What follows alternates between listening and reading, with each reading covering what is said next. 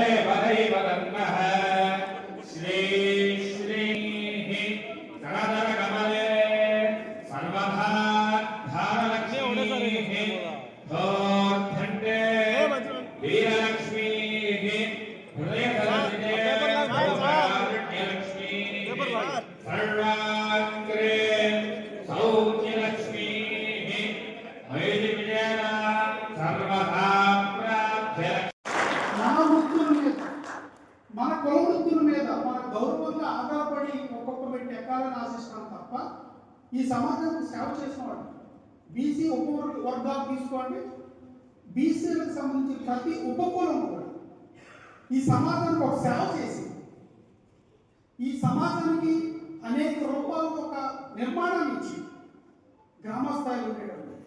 కాబట్టి అలాంటి గురుతర బాధ్యత ఉన్న మనకి మనం కూడా ఇంకోటి గుర్తించాలి.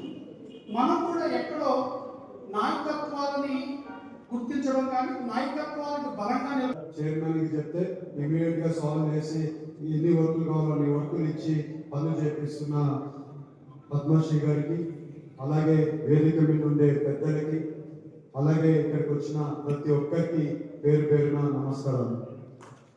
ఇవాళ మనం ఒకసారి ఉక్కనే ఈ బిల్డింగ్ ని ఎలా చేయాలి, ఏం చేయాలని ఒకసారి ఒక చిన్న మీటింగ్ లాగా పెట్టుకున్నాం.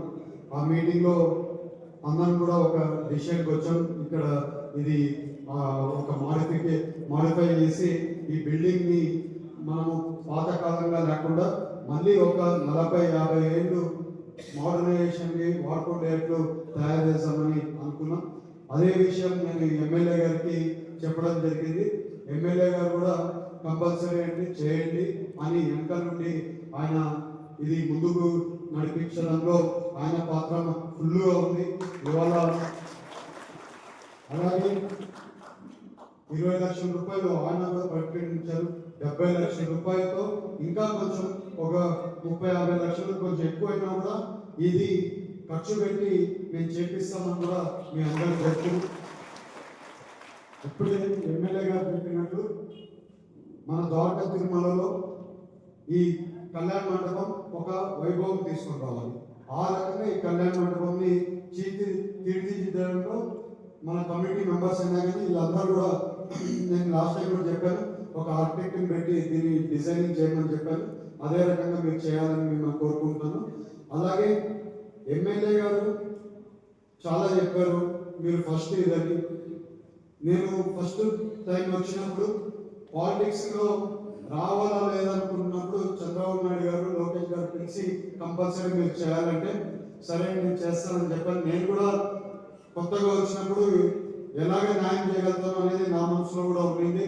బట్ సరే దిగాము, 100% న్యాయం చేయాల్సిందే.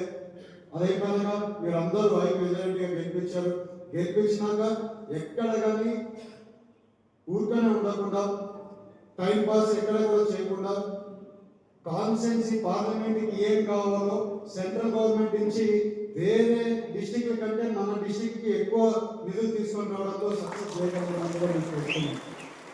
అలాగే బీసీ కులాలకి, బీసీ కమ్యూనిటీకి అయినా కానీ, అలాగే ఎవరికి ఎలాంటి కావాలన్నా ఎస్సీ ఎస్టీ కమ్యూనిటీస్కి అయినా కానీ, ఎవరికి ఎలాంటి కమ్యూనిటీ హాల్స్ కావాలన్నా కూడా, అలాగే ఎవరికి ఇవాళ పల్లెలకు పోయి పల్లెల్లో మన ఎస్సీ